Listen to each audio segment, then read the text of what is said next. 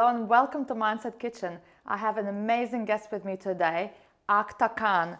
Akhtar is a successful business investor, property entrepreneur, and published author. He has completed over 210 property and business deals.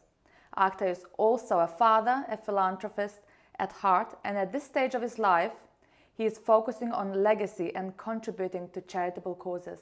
Hello, Akhtar. So lovely to have you here. Thank you. It's an absolute pleasure to be here.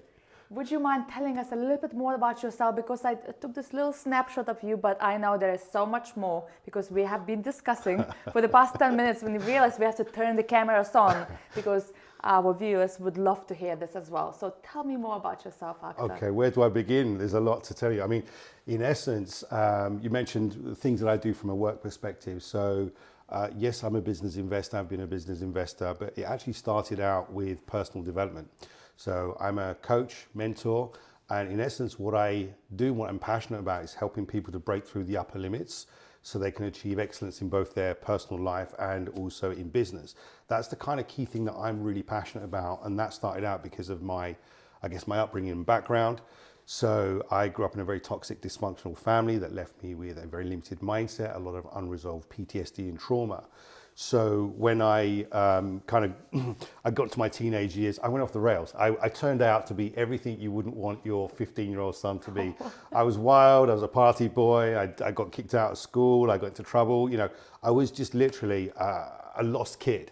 So it was around that time that I realized, you know, very early on in life, the difference between the reality I was experiencing and the reality of people who were happy and successful was their thinking. You know, they think differently. And how this came about, I stayed at a friend's house one evening, and I remember it's just a book catching like my eye. It was one of his mum's books, and it was about positive thinking. So I read the book, and it gave me some foundational stuff. I was about 15, 16 at the time. But although I'd read that book, it took me a little while to really understand that because I was still running old patterns, old belief systems, old habits, and trying to navigate my way through life as a lost young man. So that's where I started out, and that was really the foundation because I had this deep fascination with why do I do what I do, even though I don't like the outcome. Why am I doing this? Why am I arguing? Why am I kind of being dysfunctional and disruptive when it actually upsets me in the long run? It doesn't make me happy, and I see these other people over here doing things where they have good dynamics with their relationships, family dynamics, and so forth, and also they're happy and prospering in life. So that was the beginning, if you like, of my personal development journey. Then I eventually left school and I became a mechanic. So in a past life, I used to be a mechanic. I used to restore classic cars. And it was at that point, probably in my mid-20s, that I got involved with a guy. I restored his classic car for him, but he was a mindset expert. But I didn't know this at the time. So he told me he was like a management development consultant and he helps businesses and help people to transform, but he really was like Morpheus from the Matrix. So that was really the beginning of where like my real sort of proper concrete education started around psychology. I studied neuro-linguistic programming, hypnosis, and various forms of psychotherapy. And that's when I started to really grow. And I realized at that point that it was my belief system that was holding me back. We'll only ever go as far as our belief system will allow us to. So once I started to understand, if you like, the code or the structure of the mind or the operating system of the mind, I was then able to hack it one line of code at a time. That then led me on to becoming a property investor. So that was like 22 years ago. I struggled with that initially to get started because my mindset was in the wrong place. Once I got the mindset stuff dialed in, I accelerated really quickly. I didn't have any advantages. I wasn't born with a silver spoon in my mouth. It was all mindset and resourcefulness that I started to learn to develop within myself. So I did the property stuff for many years. Then I got bored of it. I fell out of love with property and then decided I wanted to buy and sell businesses. Had a portfolio of businesses, and that was fun. And it was great to say, hey, look, we've done this, but with business comes challenges. And when you go to something new that you haven't done before, you have that steep learning curve. So that was the business stuff that we got into. And then more recently, we've got involved with private investment. So private investment fund, which is part of my ascension, if you like, in business.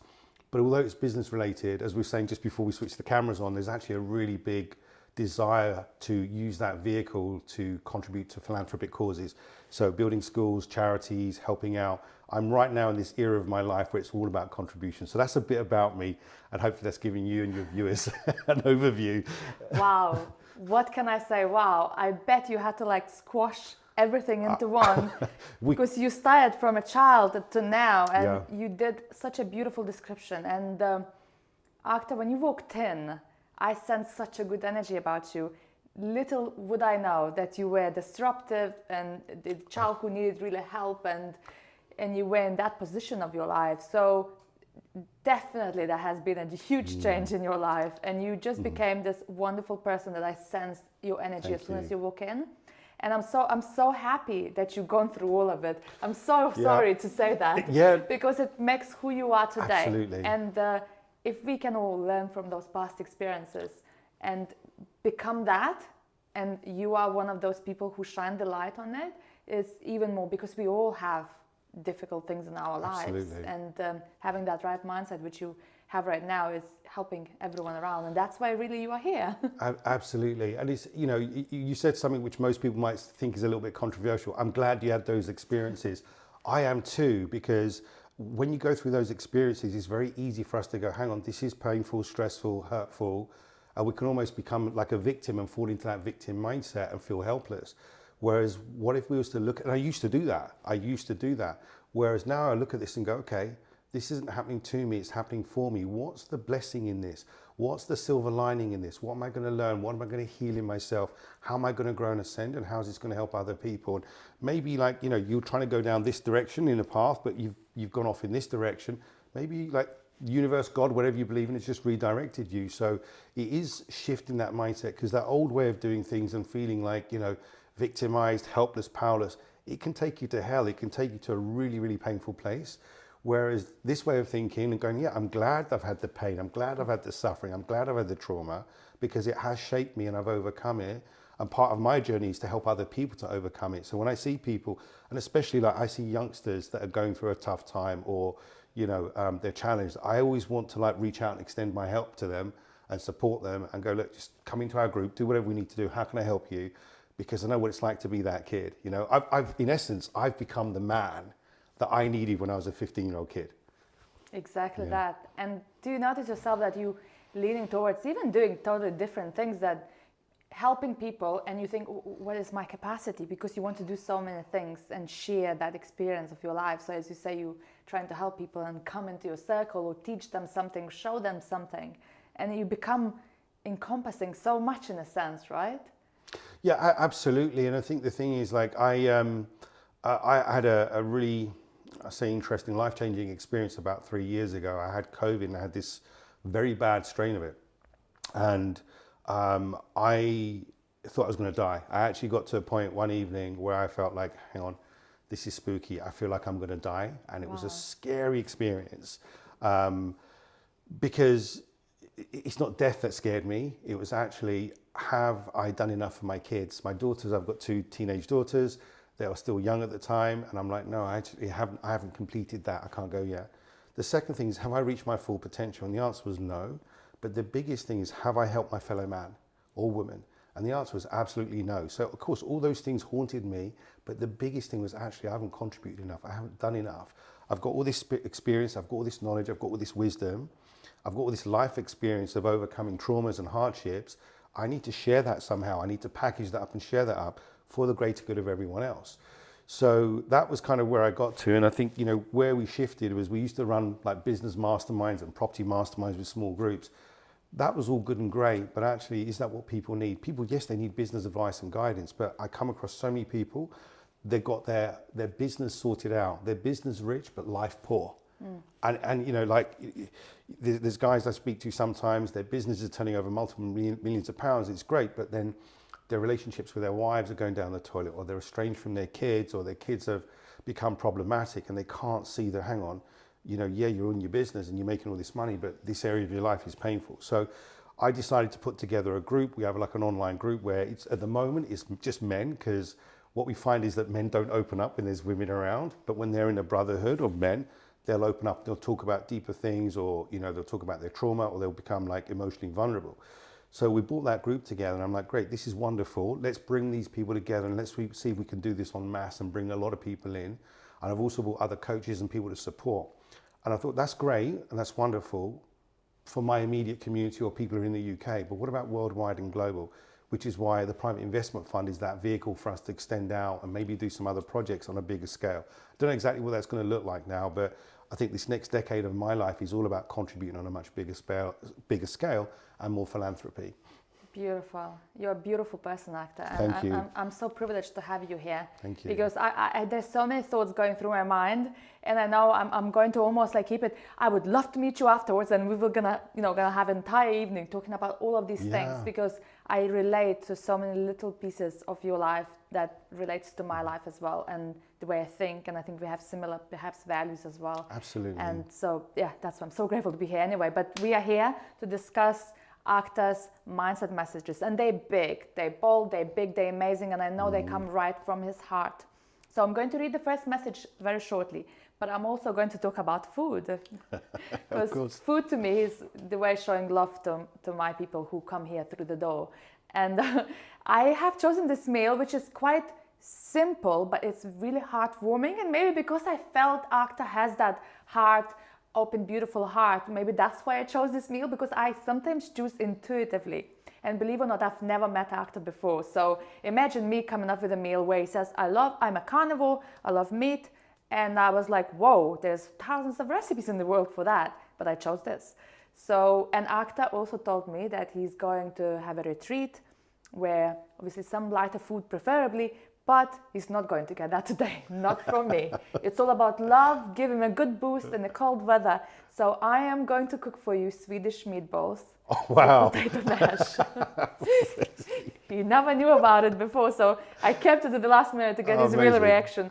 So it's very homely, very hearty meal, and that's what I felt about you. Wow. It's almost like, and when he walked in, I gave him a hug because it's exactly how I felt. So I think this meal is a representation of what I think a person and energy you are, warm, welcoming, and in touching hearts. Yeah, and I think that's the meal. It's a hearty meal. And actually, I love meatballs, so beautiful, thank you. So you can have half a portion, because I'm Lithuanian. I like to serve a lot of food for my people, but you can have a little half. Anyway, before I start cooking, I'm going to read your first message. Unlock your potential, cultivate growth mindset. Absolutely. Tell me more about it. Absolutely. So unlocking your potential and cultivating a growth mindset. This is based on my personal experiences, and I've had to unlock my potential as I've gone through life. One of the things that we sometimes have as human beings, because of our life experiences and perhaps the conditioning that we've had, we have these almost like preset upper limits in the mind. So an example of that would be, if you think of a lottery winner, they may be comfortable with a certain salary, the average kind of salary, but then they have this huge windfall. Their mindset hasn't quite adjusted. There's an upper limit. So what happens is, the way the mind works is it goes back to homeostasis, which is what's the norm, what was we used to. So if you think like the first 7 years of a child's life, there's a lot of imprinting that goes on. What it experiences in that life gives it the blueprint for adult life. So if you look at my life experience, I had a very turbulent, toxic, chaotic upbringing. And then as I went into my adult life, that was repeated. So I had to unlock my potential, which was get out of that reality, get out of those patterns of behavior. But in order for that to happen, I had to go to what was called a growth mindset. A lot of the time, the difference, this is based on Carol Dweck's work, I read the book. Yeah, exactly. So you either have a fixed mindset where you believe nothing can change, things are fixed, this is how it is, this is how it's set. And it's a very restrictive way of being and operating. Whereas if you go, hang on, I've got a growth mindset, I can change, I can grow, I can heal, I can learn. That allows us to grow, and it allows us to grow out of the conditioning that we've had. A lot of us, some of us would be blessed and we'd have, really loving interactions, we'll have a great upbringing. Some of us may have had less fortunate upbringings. Some of us might have a combination. And the thing that can happen is sometimes in our belief system, we can have these glitches, as I call them, limiting beliefs, disempowering beliefs, disempowering thoughts about ourselves that unless we uncover them, they're going to stay there running the show behind the scenes. I think it's Jung that says if you don't make the conscious, then you're going to be going around life having the same thing happen again and again and think it's fate. And that's what I was like. It was like, why is this same thing happening? Why is this same thing happening? Why am I in this toxic dynamic? Why is it? Because it's almost preset in the subconscious. So to unlock the potential, what do we need to do? Develop a growth mindset, be open-minded to change, and one of the things that is not always easy when we go through change is it can be uncomfortable. Like, it can be uncomfortable. So when I coach the guys or I mentor guys, I say to them, look, feedback is the breakfast of champions, right? And with me, you get to eat an all-day breakfast because Ooh, yes. you need that feedback all the time to show you the things that you can't see or the things that you don't know. We don't know what we don't know. We can't see what we can't see. We've got our blind spots. So having someone that can show you that stuff, which is fortunately where I was blessed, I had someone show me my blind spots. And I was initially, as a young man, I was really resistant to it. I didn't want to know it, didn't want to hear it. I was like, I'm right, you're wrong. Why? Because sometimes it's uncomfortable. If we've not had that kind of unconditional love or someone, and we can't see that someone's coming from a loving place and they want what's best for us, it can be perceived as criticism, it can trigger feelings of shame, inadequacy, and so forth. So I think part of it's how you deliver the message. It has to be delivered softly with love and with trust. And it's also being willing to receive that. So that, for me, unlocking my potential really came from having a growth mindset and seeking out mentors and people that I could be around that were perhaps further ahead than me, that knew the things that I wanted to know, that were experiencing and having the things that I wanted to experience and have. That was really the shift for me. So starting to get myself around the right people, consume the right content, i.e. podcasts like this, read the right kind of books. That's where I started to expand my mind and grow. And I think that's the key thing for me. And this is the key thing that I encourage people to do. And when did this come about to you in your life? So I think the first, really this came about probably in my mid-20s, because I could see that, hang on, I keep repeating the same patterns again and again, and they don't make me happy, or they're causing me the same pain and suffering. It's like, actually, I don't want that anymore. I don't want that aspect of life. So it's like, okay, if I start to shift my thinking, then, once my thought process and my belief system changes, then my reality changes, because I invite new things in or new experiences to happen. And it's been a journey of doing that, like over the last, I'm nearly 50 years of age. It's been a journey of doing that since my late teens. It's like, okay, I'm in this space right now. Okay, what do I need to do to unlock to go to that next level? Beautiful, because we were actually talking about showing, not telling. Absolutely. And you exactly, obviously from your experience, you're actually definitely living it yourself. And the growth mindset is something I really focus on as well. I mean, kid you not, I never like meeting new people. I like one-to-one, my closest circle. I'm quite perhaps introvert, extrovert, somewhere in the middle. If I am in the situation, I'll become an extrovert, but to be in that situation takes a lot of kind of personal push. So when I launched Mindset Kitchen, I felt lots of discomfort meeting people I've never met, and then thinking they're coming here, I'm cooking for them. What if they don't like my meal? What if we don't click? And all of these little things. But then I said to myself, what am I feeling? Oh, uncomfortable. Perfect. It means I'm going to grow. So it's almost like going in, checking with yourself, why am I feeling this? It's a good feeling. So turning and that positive on the growth mindset and saying it's good. Is it painful? Yes, it's good. So everything that is hurting you, uncomfortable, causing you a little bit of stress, anxiety, and also they are the good emotions your body is showing that you're actually going to grow. Absolutely. I couldn't agree with you more. I think the thing is, and this is what I sometimes explain when I teach this to people, I go, look, when you go into the gym, if you train properly, your muscles are going to be sore, right? There's going to be some pain and discomfort. When it comes to growth and getting out of your comfort zone, and by the way, getting out of your comfort zone is just getting out of everything that's within your frame of reference and your belief system. So, you're outside of that. So it's going to be uncomfortable. It's natural. It's a survival instinct, right? So once we've got that and we understand that, it's easier for us to then go, okay, let me bring on and let me embrace being uncomfortable. Because what happens is, as you get out of your comfort zone, what's going to surface is your fears, your insecurities, your doubts. And that's the gift.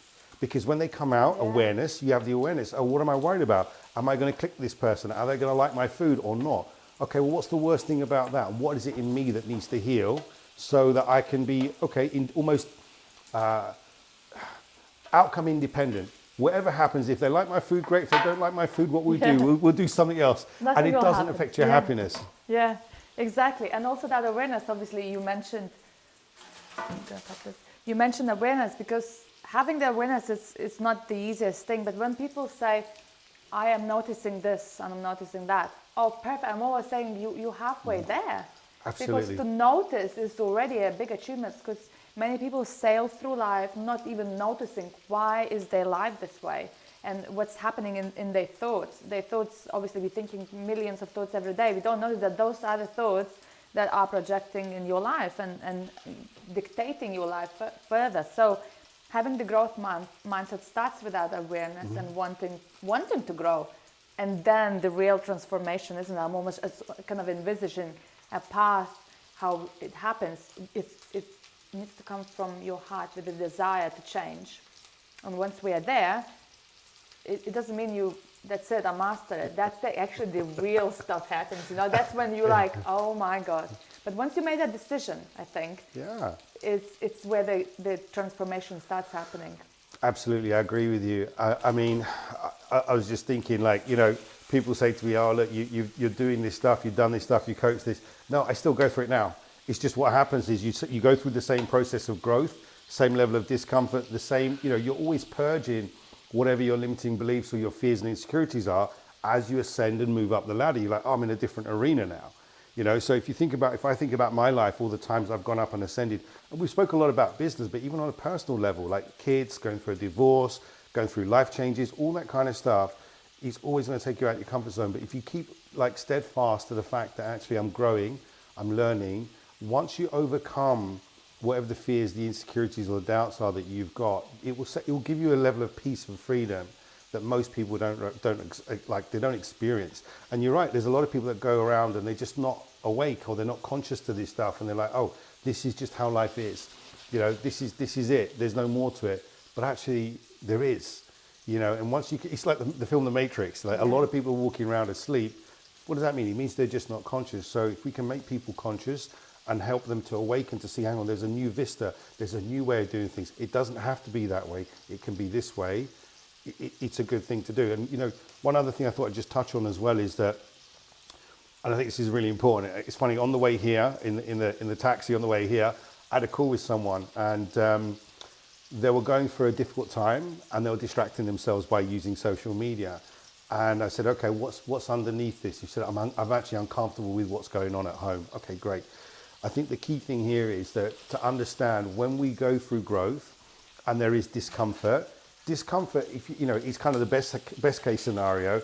It can go right the way up to a different end of the spectrum, where it could be panic, it could be like, really painful. The key thing is to understand it and get the right support around you for whatever it is that you're going through, because it's too easy for people to get into like distractions, which could be, what am I going to do to distract this feeling of discomfort?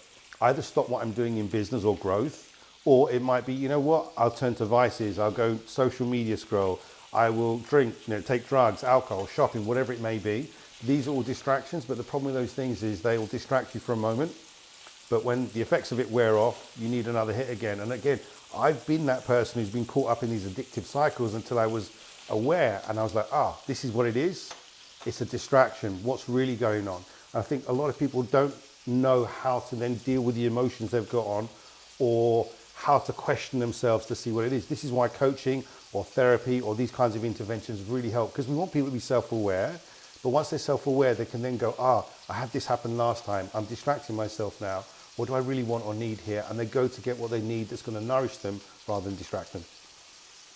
So I have so many other questions, but also in the background, I have meatballs cooking. I'm going to tell quickly, the meatballs it's a lot of things in there. You wouldn't even say, but there is parmesan, breadcrumbs, garlic, onions, nutmeg, allspice, all sorts.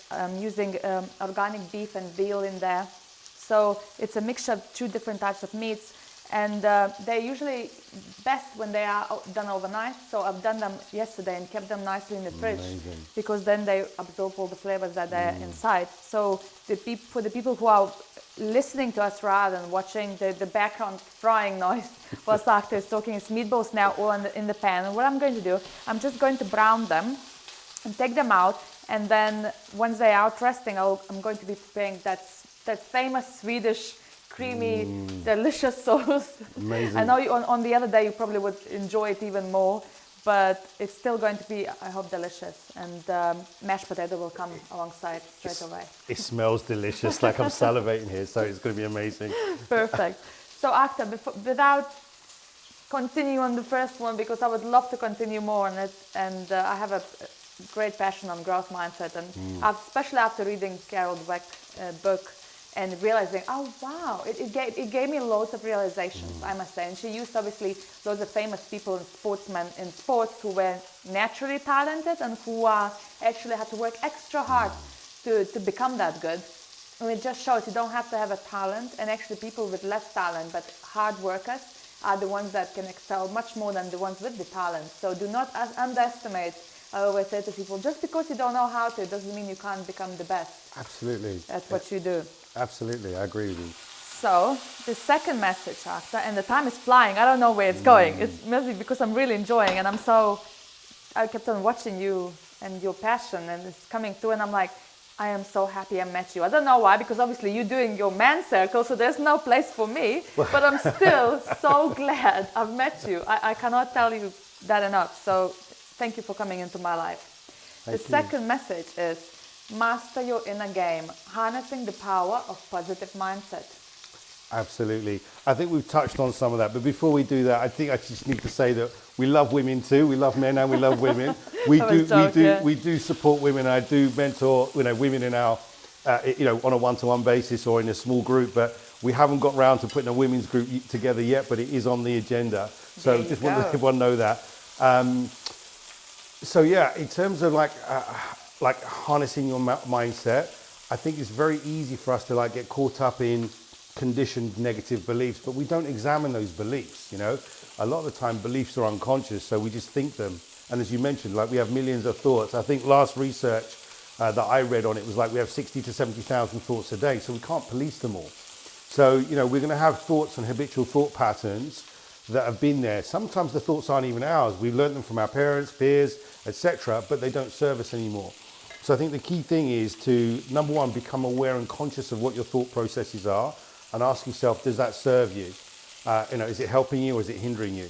The second thing then is what thought process can you adopt instead?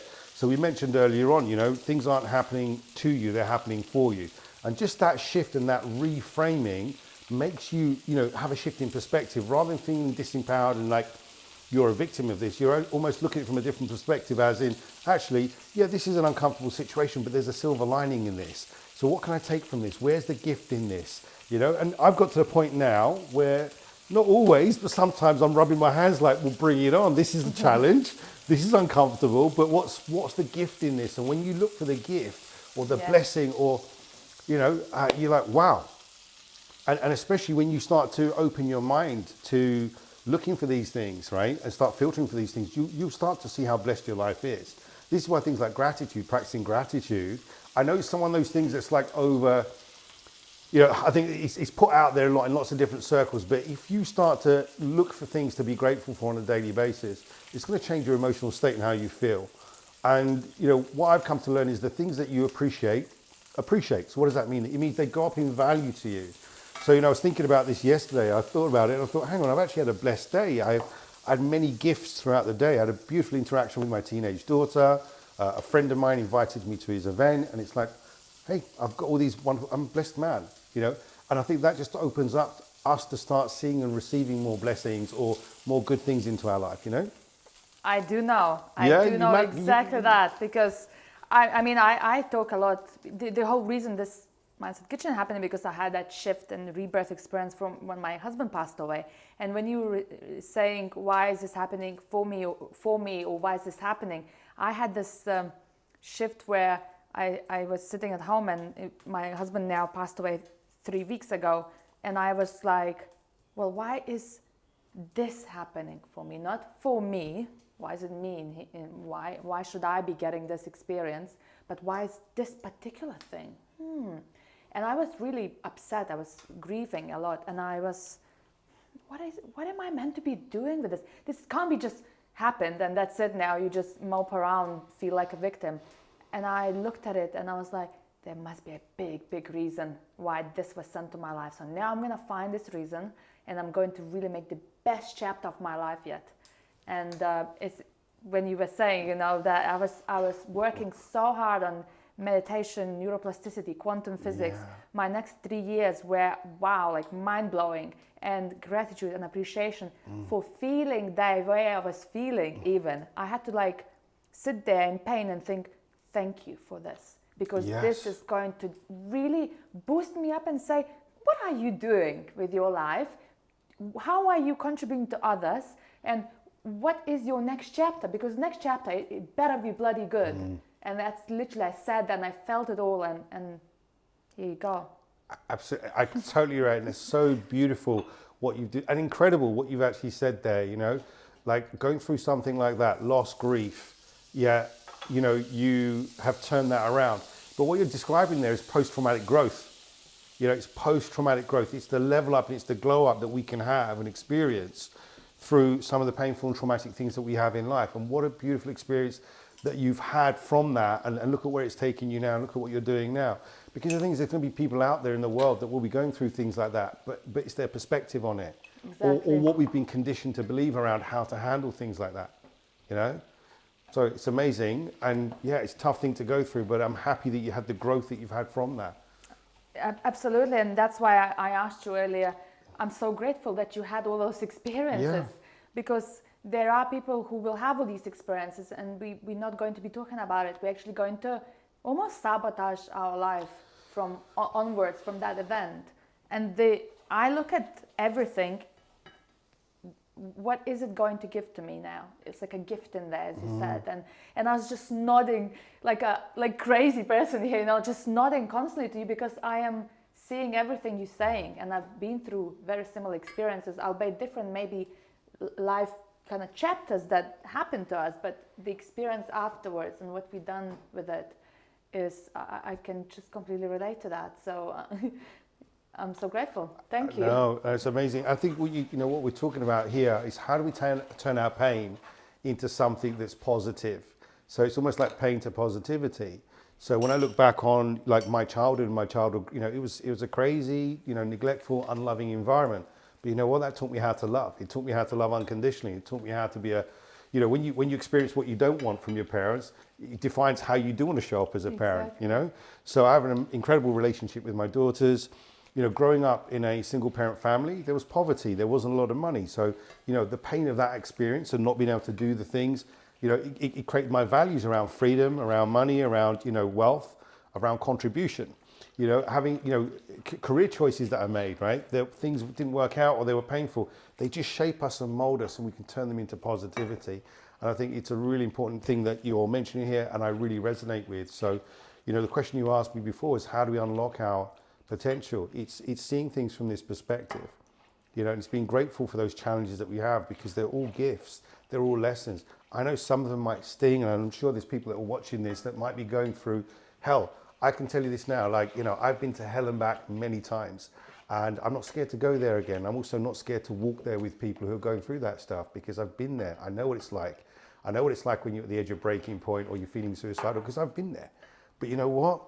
If you've got someone that knows this stuff, and you know someone who can guide you through this and say to you, hey, it's okay, I know, I've been there, it makes that journey a lot less scary and a lot easier. Beautiful. You know? And I hope, actually, if you're watching this and you had some sort of traumatic experience or a difficult challenge in your life, just take a moment, step back and think, okay, well, what if I thought like Akhtar, or like what I just described? What is it for me? And you might not see it right away, but seeking for that answer, putting that in your head, almost like putting it out there to the universe. I want to see why is this sent to me? And what am I supposed to be doing with this? And keep thinking about it. And suddenly the answer does come. Absolutely. And you realize suddenly, oh, okay. And seeing that way, it's not just natural. Of course, we will always be feeling more sad than happy in these situations. But just planting that seed in your mind is going to put you on that first trajectory of actually going towards that direction. Absolutely, I couldn't agree with you more. And yeah, when you're going through something, it might feel painful, uncomfortable. It might feel like you're going through hell, and you might not be it might be really difficult to hold on to that and go, what's the good in this? But you know what will happen is at some point in your mind, the awareness is there, and you'll go, that's why it had to happen this way, or this is what I need to do. I just couldn't see it at the time, but this is where it's led me, and this is where it's opened me up to. And I think also one of the things I would encourage people to do as well is if you are going through even if you're not going through challenges, get support. Like just be around the right kind of people who will be able to support you. An important thing that I sometimes do in the talks that I do is, as a teenage kid, part of the reason that I went off the rails was because of the people I was around. I was around the wrong kind of tribe, the wrong kind of peer group, where getting in trouble, smoking weed, partying, alcohol was all the norm. It was just distraction. Whereas when I started to change and get myself around people who are, if you like, doing their inner work or, interested in psychology or personal development, that then becomes part of your peer group and your support group, because you'll become like the people that you associate with. So having those people that are going to encourage you and support you is important. And also when you are going through something, one of the things that we see in our men's group is a lot of time guys will not open up. Guys, if you think about it with men, they have a 5 times higher suicide rate compared to women. Why? Because we talk, don't show emotions, it's weak. Don't be vulnerable. You're going to get criticized, judged, whatever. So we have this fear of opening up and showing vulnerability, but actually vulnerability is a strength. It takes courage to be vulnerable. Yeah. But in that, sharing and being validated by a group of people that say, hey, I get it, I know what it's like, I've been through what you've been through, it kind of takes the pressure off, because we don't think like we're the only person that's going through it. So I always highly encourage people to get around the right peer group or the right tribe or the right support network, because we don't have to go through this stuff alone. It's much more easier when you've got the guidance and the wisdom and the love and support from people who've been there, who, if you like, overcome that hurdle, or, they've gone through hell or whatever else. When they come out the other side, they can guide you through it. I think that's where you become a guide. That's part of the reason why I started to sort of coach and mentor people, is because I saw the suffering. I've been there myself. I have deep empathy and compassion for people, but I also want to help them to get out of it and guide them through it. That's a great advice. I think we are always we should surround ourselves with a great community, with the people who push you. And as I say, I know people always say, well, surround yourself with the people who uplift you, give you positive experience. Easier said than done. Well, no, literally look at the people who upset you.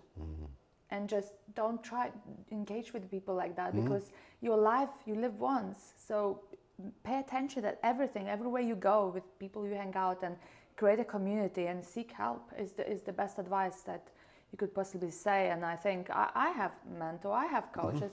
It's important for your growth, because alone you kind of can't grow. Alone you can find almost like a way within yourself, I need to grow, and then seek help. Absolutely. I think the thing is, we need, like I mentioned earlier, we need the feedback from people who can see us. Yeah. Your true friends are going to call you out on stuff and go, hey, Akhtar, listen, you said that last week, or you've done this again, or didn't you say you were going to do that? Or I noticed this pattern in you, if you see that as like a loving act, if someone's going to give you that feedback, it's great. And also the other thing is like just having that support of someone who can put an arm around you, because as much as we're talking about mindset here, this is about the heart as well.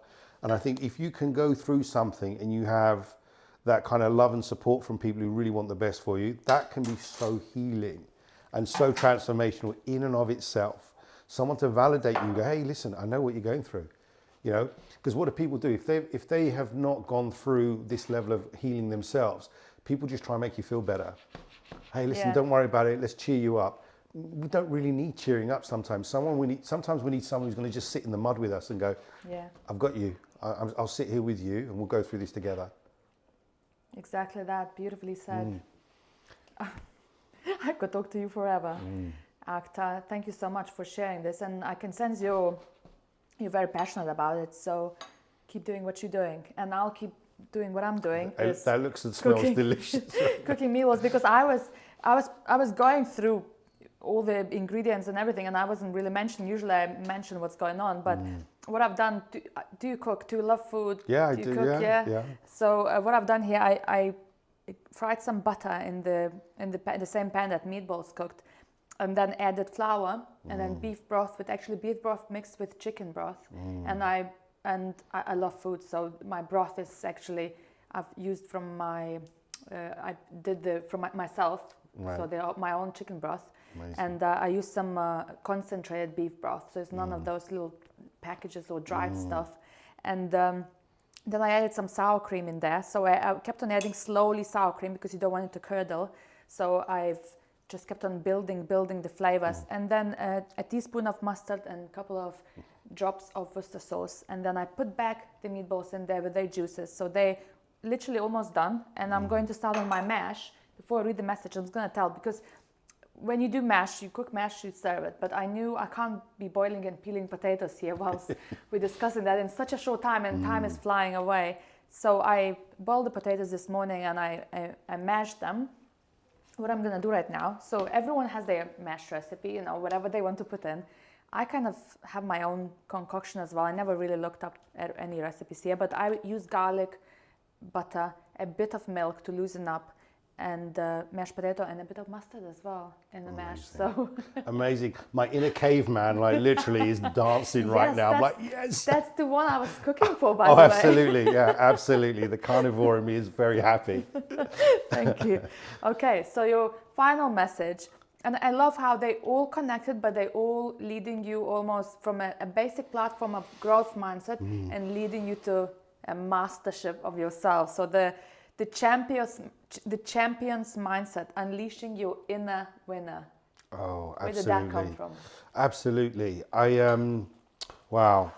Releasing your inner winner. I guess on my life journey, there's plateaus I've reached, and I think within all of us there's a hero. There's a hero, there's a champion, there's a winner, but a lot of us don't quite connect with that part. We've been conditioned. Don't stand out. Fit in. Don't upset people. Don't trigger people. Don't be too this. Don't be too that. So we kind of suppress ourselves. We learn to put aspects of ourselves into the shadows. It's not accepted by society, or people are not going to, like what you're saying or what you're doing, because it might, make them feel a certain way. So I think the thing that I've personally come to do is I've got to a point in my life where I'm really okay, well, more than okay. I'm happy with who I am. I know who I am, my more authentic self, because I've done a lot of the inner work, but then I can show up as the best version of myself in the most integrated way. So all of us has got a winner inside of us. All of us has got a champion. All of us have got a hero that's within us, but it's probably been suppressed or it's been pushed into the shadows. So my invitation to you all is to get in touch with that winner. Who do you really want to be? If fear, and there was no obstacle in the way, who would you be and what would you be doing? What does the best version of you look like? Because I think there's a current version of ourselves, but there's another version of ourselves that we all aspire to be. So what does that version of you look like, and how do you need to get there? What do you need to do to realize or actualize that version of yourself? So I think that's my take on being that winner. And you're going to win at different stages of life. You might win in early career. You might win as a father. You might win or succeed as a husband, as a wife, whatever it may be, because there's always learning challenges that you're going to have. But just embracing that winner's mindset, which is, hey, I'm going to win at everything I'm going to do. I'm going to play all out and play full out on everything I do, so I become the most loving version of a father, as we discussed earlier on. It was one of my outcomes early part of the summer. How do I become the most loving and serving version of myself? What does that look like? Who do I need to be? What do I need to let go of? What do I need to cull, and what do I need to embrace and bring in? So that's kind of what I think about in terms of how we bring that winner's mindset in. I also think that investing in yourself, investing in your growth, investing in your healing is a big part of that. It's a big contributing factor that underpins you being the winner version of yourself. Akhtar, when you were writing these 3 messages and the last message, where are you the winner? When do you feel like the winner in your life? What are the moments? When I serve other people. Wow. Yeah. When I serve other people, when I see that we've helped someone, we've transformed something, or I've done something that's a loving act. That's where I feel like I win. It's not the business stuff. The business stuff, yeah, it's all great. There was a time where my ego really liked that and liked the identity of it. But actually, where I feel like I've won is if I've made a difference, or if we and my team have made a difference, or we've touched someone's life, or we've just helped someone to shift, heal, or grow, and put them on a different trajectory. Because the thing is, the importance of doing this inner work, in my opinion, is this, that when we do the healing work we need to do, when we shift our mindset, when we change, we are literally healing generational trauma, right? Your ancestors will thank you, right? The spirits will thank you, because you're healing, you're stopping the cycle of pain continuing and perpetuating. But then also, your children, your grandchildren, your great-grandchildren, and the bloodline further on, they're going to thank you as well. Someone has to do the work. Might as well be you. And if you think about it now, When I grew up as a kid, even as a teenager, we didn't have social media. There was no internet. There wasn't, great, powerful information out there like this that's educating people. So right now, I think you owe it to yourself to be able to go and do this stuff so that you can grow, heal, and change. Wow. Because I was thinking, when do I feel like it? When I'm unleashing my winner in, you wouldn't believe it, when I'm helping others, when I'm seeing them grow, or when I'm seeing even them having a light bulb moment. You know that? Yeah. Oh my God, I did not realize. Or I can't believe I just done that one little thing and how much changed. And realizations. And sometimes in a simple conversation with a friend or a stranger or someone on the phone, you meant to have a business call, but you actually start chatting something completely different, and they drop you a message. You know what? I'm just going to try this, that what we spoke about. And those connect to my heart, and I think that's why your answer was very similar, because it touches your heart, and that feel-good moment almost overtakes your whole body. Oh, it's a gift. It's funny as you're saying that, like it touches your heart, but for me, it's soul nourishing. It's so deeply soul nourishing when you do things like that. When you know that, we don't do it because we want we've loved another human being. That's the way I see it. It's an act of love. If we're supporting, we're guiding, why are we doing it? We're doing it because we actually care. We're doing it because we want to see that person grow, thrive, be the best version of themselves, unleash their inner winner, or help them to help their family. I had a call this morning with a guy who I met a little while ago, and he wants to get out of his job. He's very stuck in his job, and he wants to get into business. Has never done it before. And literally the conversation we had today is like, actually, things have changed. Everything has changed for me. Last time I was struggling with this, I couldn't see a way forwards. Now I can see this is like my ways forwards. I've had these conversations, and he was sitting there in disbelief. I never would have imagined. I didn't do anything amazing. I just showed him a different reality of this is how it could be. And this was in a business context. I also had a guy that was going through a divorce, and he's like, I don't want to go through this divorce and be the dad that the kids hate. And I'm like, no, it doesn't have to be that way. This is how I did it, and this is how it was a win-win for everyone. Great. And it's just put people on a different trajectory. Or like you say, you have a business call with someone, but then something personal comes up and you're like, have you thought this, or have you tried that? And you just literally help people to come out of their pain and suffering and find a way forward.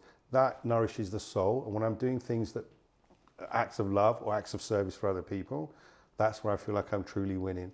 And I just want to do it on a bigger scale now and contribute to more people. And I hope you get to that stage. I wish you all the best, Akhtar. Thank you so much. And meatballs are done. Amazing. The time is running out. I know. Sadly, the time is running. But I am going to keep you hostage later on because I need to extract a bit more out of you. Of course, my pleasure. So let me serve you the meatballs. Amazing. And I hope people who watched taken away quite a few things. It's actually quite condensed version of Akhtar. I can sense that there would be so much more, and if there were 6 months of messages, there would be more. And I absolutely love that you brought these because they're quite deep and quite almost nurturing and allowing you to look within and really to analyze almost like some sort of a Shakespeare poem. What does he mean by it? Because they're big and meaty messages, and I'm so glad that you shared your experience around them. So we spoke about unlocking your potential, cultivating the growth mindset, mastering your inner game, and also just being the winner, the champion's mindset. And all of those are coming from Akhtar's experience, which was so obvious how all your stages of your life made you who you are today. And the global scale is the next step, definitely, because we need people like you. Thank you. Thank you. Thank you. So I will be serving your meatballs now. The sauce is thick. Do you like pickles? Yeah, absolutely. Yeah, perfect. Absolutely. So when I was practicing this meal, I always practice every meal. Wow. Because I find some things I want to change and amend, and I usually change and amend on the show then, because I don't want to cook that meal again, because it's quite a lot. So I've made a couple of adjustments, but when I was cooking yesterday, it reminded me of my childhood, because my mom made a lot of meatballs, and the Lithuanian meatballs are actually they're big, and we cook in a massive pot, and it was very similar recipe. And I was cooking yesterday, and I felt so kind of going back into my childhood, and I felt so good, and I was like, this just reminds me the smell, how I used to wait around the pots when my mom was cooking, and I'm just doing this meal, and it just felt right. I can't tell you any other way. It just felt right. Amazing. And this is exactly how I grew up. this particular meal as well with meatballs. Although it's Swedish meatballs, because I'm using this specific Swedish sauce, it's not really far off what I grew up with. Amazing. So, have you tried Swedish meatballs before? Yeah. I Okay, have. so there's a comparison will happen. Where in Sweden or In Sweden, in Stockholm. Yeah. Ah, okay, yes. Beautiful. Every time I went to Sweden and Stockholm in particular, there was a restaurant in there that would make the most amazing meatballs. Actually, they were known for Yeah. that. What was the name of the restaurant? I Do can't you remember? I can't remember. Diplomat Hotel. There's It wasn't a hotel. It wasn't in a hotel. There's a restaurant there that was pretty much amazing. So. Oh, I see. So I have someone who's going to judge me in a nice way because I know you know what the meatballs should taste like and look like. So I'm just going to quickly cut. These are Lithuanian pickles, so they're not very sour or quite acidic. With British pickles, I find them really acidic and sour. So I'm just going to pop them in here. If you want any more, That's you perfect. can, Thank you. And I've got a little bit of parsley here from my garden. Wow. And just going to pop it on top of there. And That looks and smells like amazing. I know you said you're going to have a half portion, but I'll let you know if you ate it all and ask for seconds. So there you go, Swedish Beautiful. meatballs. Thank you for so much. Akhtar Khan. Thank you so Thank much you. for being here. Such a pleasure to meet you.